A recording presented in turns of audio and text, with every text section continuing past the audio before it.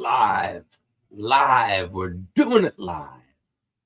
What's up, guys? Gonna give everyone a few seconds to get in the chat room, get your computers, get your phones ready, get everything set. It is me, your boy, doing it solo dolo tonight. And Ring of Honor did not give us too much tonight, only a few matches, a departure from the norm. So let's not waste any time. Let's get into it.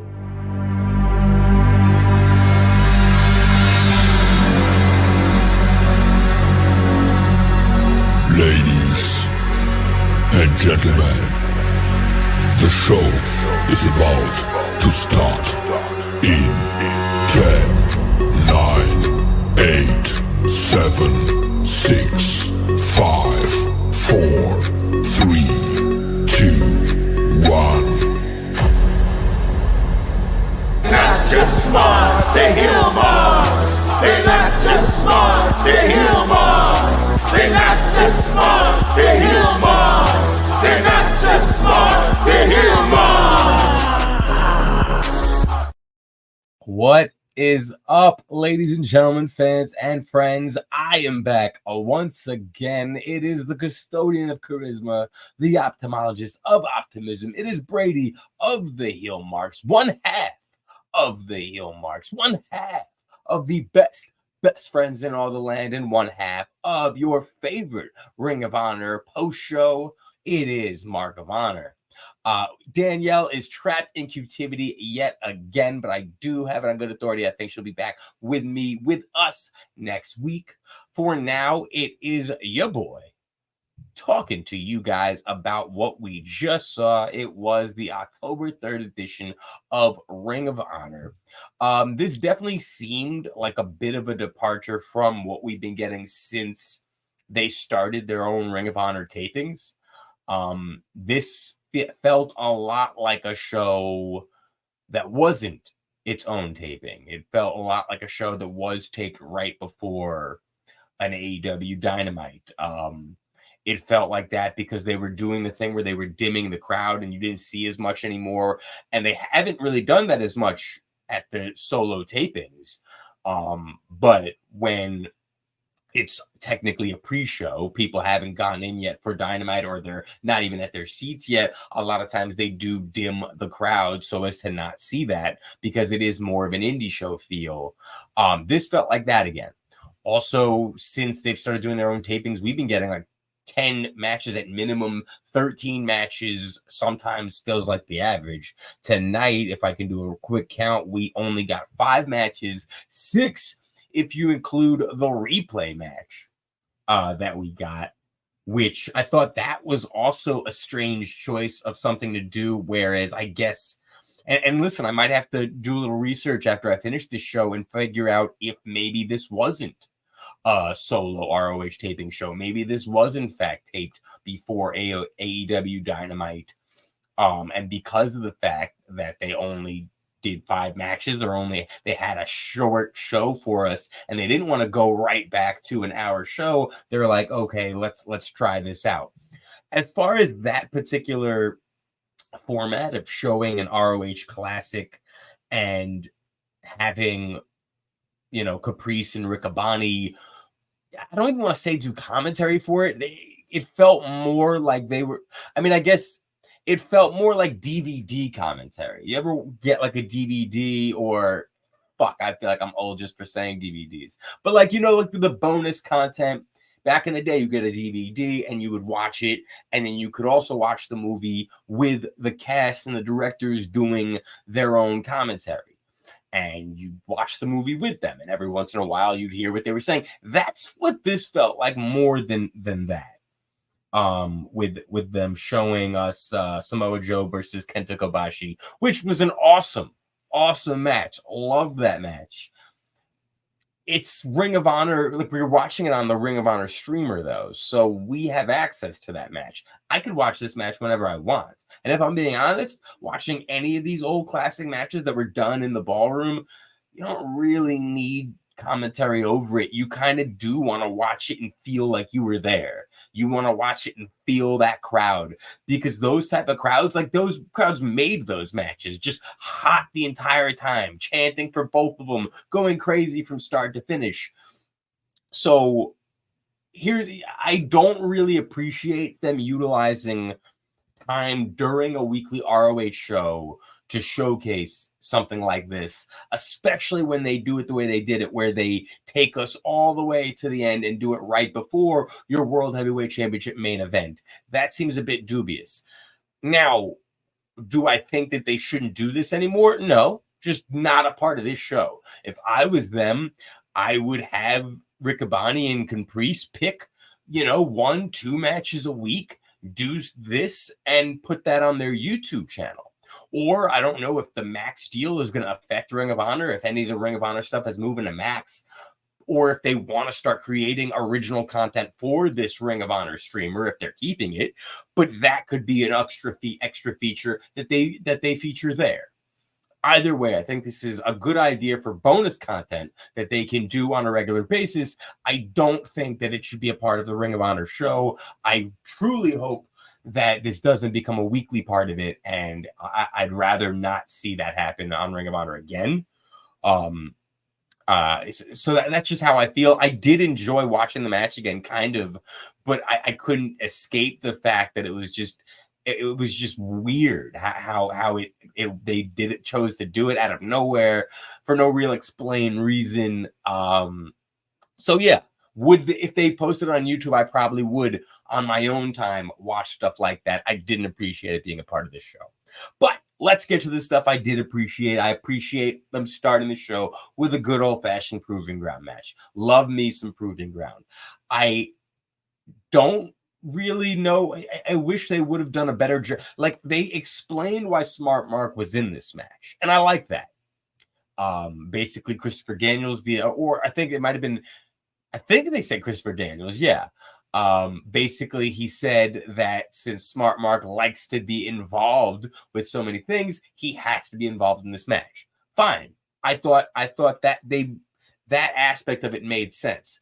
However, for me, I need an explanation as to why Josh Woods isn't at the very least at ringside. If they explained that he was banned also because Christopher Daniels is just sticking it to the premier athletes, then fine. I missed that, but I don't think I missed it. I don't think they did it at all.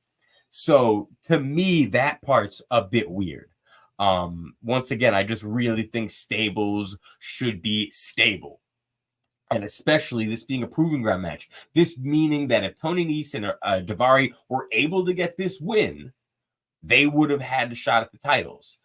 If Smart Mark Sterling was just throwing this away, like, oh, well, I'm the partner, I don't want to be champion, so we don't really want to win this, then you really shouldn't take in the match in the first place. They were in this match to win it. He was even saying that I would barely have to get my hands dirty. The athletes got me. That would be a lot more believable, make a lot more sense if you've got big man Josh Woods at ringside. And if you want, you can have the ref throw him out, eject him before the match is over, and then take us to the finish we got. That's absolutely fine. But for me, it's just a head scratcher, and I don't like having a scratch my head. I like rubbing my head. It's fine, I got that little Velcro thing going for me, but I really don't like feeling confused at things like that. And I'm confused as to why the Premier Athletes feels more like a separation of entities. I've more often than not, I'm seeing Smart Mark with Tony Nese and Daivari, and then I'm seeing Smart Mark with Josh Woods separately. I think it was last week we saw Josh Woods and Smart Mark talking, bragging about his great tombstone suplex. I correct me if I'm wrong, but I don't recall Tony Nese or Daivari being a part of that at all. So I'd like the Premier Athletes to get back to being a trio, a foursome, whatever you want to call them. But yeah, that made no sense to me. But I do love a good Proving Ground match. I like seeing Dustin Rhodes and the Von Erichs get more reps together, and develop. To me, they're not the most exciting trios champions yet. We need to see them develop more. And the whole reign seemed to in its construction, it was being built around Dustin Rhodes, this kind of being his comeback tour, or I don't want to say a farewell tour because it sounds like I'm pushing him out, because he made it clear that even though his career in some people's eyes should be coming to an end, he wants more. And now he's a double champion. So I'd like us to get to hear from Dustin more and the Von Erichs. Let's get to know them a little bit more, because these Von Erichs are still very new to the audience.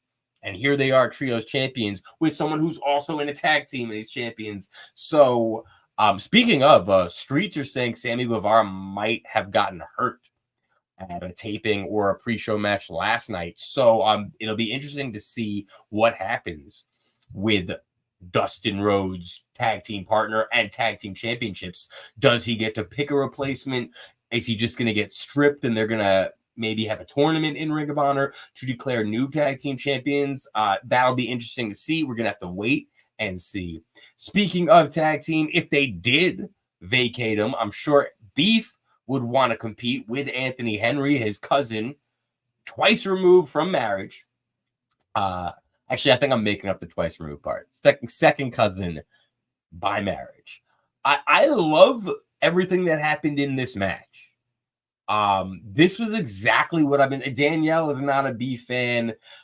But I've been telling her, you got to let it marinate. You got to let it simmer. You got to see what happens. And this match, to me, was an evolution of that, where in this match, we really got more from the two of them together. You saw like a lot more growth on Anthony Henry's side of him actually being happy with Beef. We saw Beef get a lot more serious in the ring. Beef is very capable in the ring. He can do a lot of damage. And we saw Anthony Henry enjoying the fact that he found himself once again with a partner who he could depend on, who he could count on, who he could tag in, who would tag out, who would do the tag team offense that he's been known to accomplish. They got the win seamlessly. So, right now, right now, I'm talking about when watching this match, I'm like, okay, this is it. We're starting to see Anthony Henry and Beef become more of a team. However, as they've been doing following a victory, this is their third, 3-0. Following a victory, we hear from them backstage as Beef wants to get a tag team promo in with his cuz, and Anthony Henry pushes it. We are not a tag team. Beef's like, what do you mean? We're 3-0. We're undefeated. Listen, I am in a tag team. I'm a part of the Workhorsemen with JD Drake, who's coming back soon. Now, how soon is he coming back? Well, they didn't tell us yet. However, I will say this. FTR has been announced to be facing the Workhorsemen October 13th. So that is in 10 days. It is not part of AEW. This is part of an indie show. It is for DPW. The show is DPW Super Battle is in Charlotte, North Carolina, October 13th. That match is happening. So that's in 10 days. That's 10 days from today. So that tells me JD Drake is either cleared already or he's about to be cleared. Either way, JD Drake is coming back. The Workhorsemen are coming back. Beef is very, very interested, very curious to meet JD Drake. He wants his phone number. He wants to get him on the phone. He wants to talk. I'm very interested to see what happens when the Workhorsemen will be back.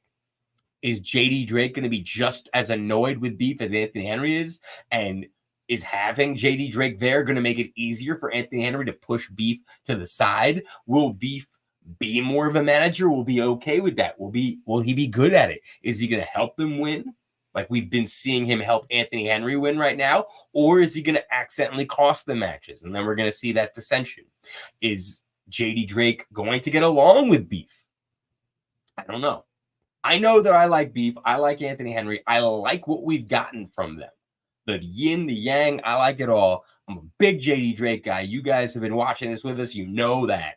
So I'm just excited to see what happens when we get the Workhorsemen back. And if there's beef with Beef. Nyla Rose defeated Katie Arquette. Not too much to say about this one. I do love me some Nyla Rose, though. So I was happy to see her on this card. Happy to see her operating as a babyface, as in the past we have discussed on this show. I think she's very well suited for that. Personality-wise, style set-wise. Like, who doesn't love seeing destruction? And that was really what we got in most of this match. Katie Arquette had a little time to shine in the beginning, and shine she did. I did enjoy Katie Arquette in this match. I hope we see her again. I also hope we see Nyla Rose continue her winning ways. ROH has a trend of just like, we're going to see Nyla Rose now, and then maybe we won't see her again for like another 2-3 weeks. Like, let's be consistent, because while I enjoy the story being told with Athena, Nyla Rose should, and not even just Nyla, all of the women that are regulars in Ring of Honor should be trying to stack up as many wins as possible with the point of saying, I'm coming for you, champion. It doesn't have to be Athena. It could be Red Velvet. We've got 2. So I want to see Nyla want to come for the champion again. Last time we saw her with Athena, she got defeated. So I understand if she doesn't feel like she can just call her out again. But once again, we got a win here. Let's get another. Let's stack them and rack them and see where we go. Speaking of the MEM, we got an emergency MEM tonight. And there's planning the celebration for Athena as she is preparing. She is I believe, the longest reigning champion in Ring of Honor history. It's time to celebrate. It's time to make the party. And Ja Rule and Pitbull might be in the house. So millennials are going wild everywhere if this happens for this party. This is going to be the hottest ticket of the fall season. This was very, very interesting to see how Billy is done with it. Billy is over it. Billy is snapping. She can't keep it together anymore. She flat out told Athena, "You're the problem."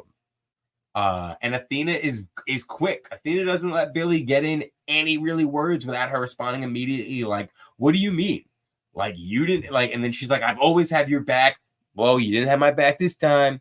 You didn't have my back that time. You lost my title. So really, you're an utter failure. I kind of wish this would take us to a place where, and I think I've said this before, where Billy is just unstoppable. Like I'm glad that they give this mic time. I'm glad we hear these guys talk. They're telling stories. But I feel like I haven't seen Billy in the ring in a while.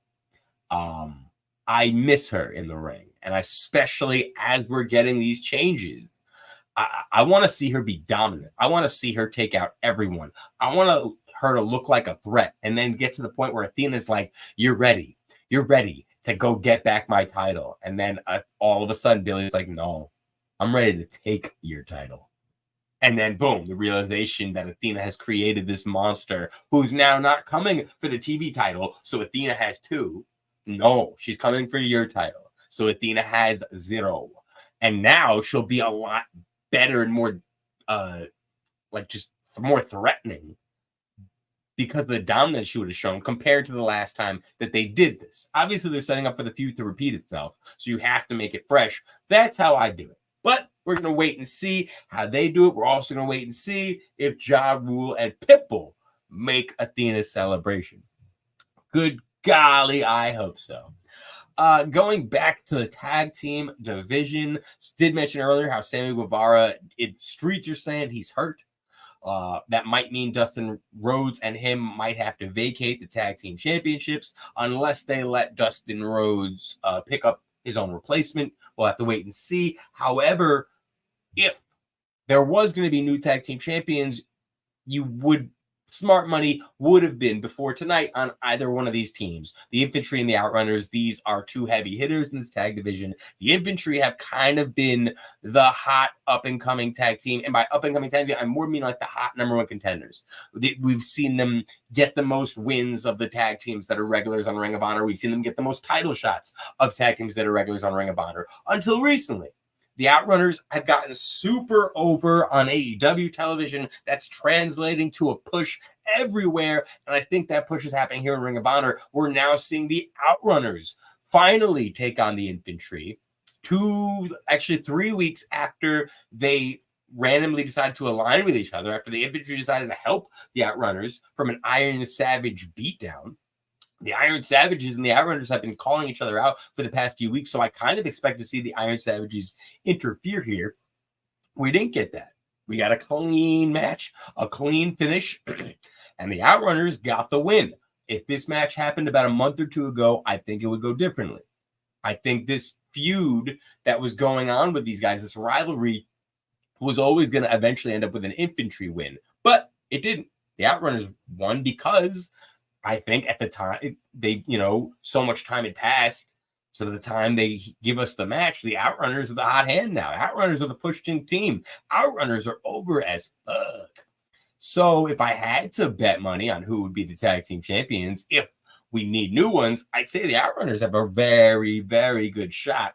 And I'd be very excited to see that. I'm very curious as to what happened after this match happened, because the Outrunners did go for the handshake. We saw the infantry in them. They were all buddy 3 weeks ago.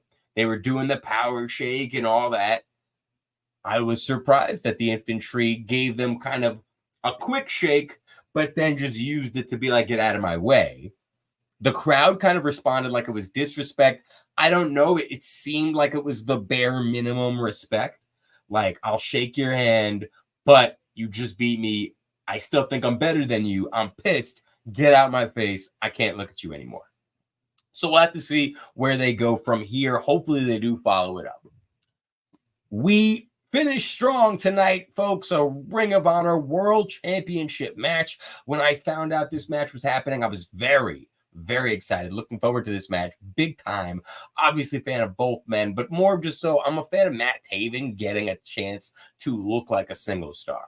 He doesn't get treated like that very often. People don't talk about him like that very often. I think he's extremely underrated. I said that about the Undisputed Kingdom as a tag team, where I would rave about them, because I think both of them are super capable to be single stars, very capable. So I love seeing this time for Matt Taven to shine. I have been kind of sensing for the past few weeks, it seems like they're trying to turn Undisputed Kingdom babyface, or at the very least, they pull them back in their heel tactics. We saw tonight, Mike Bennett didn't really interfere too often. Matt Taven didn't cheat at all. This was a clean match, and it ended with Matt Taven shaking Mark Briscoe's hand. The code of honor is adhered to, and not only do they shake, not only do they hug, but Matt Taven and Mike Bennett pick Mark Briscoe up.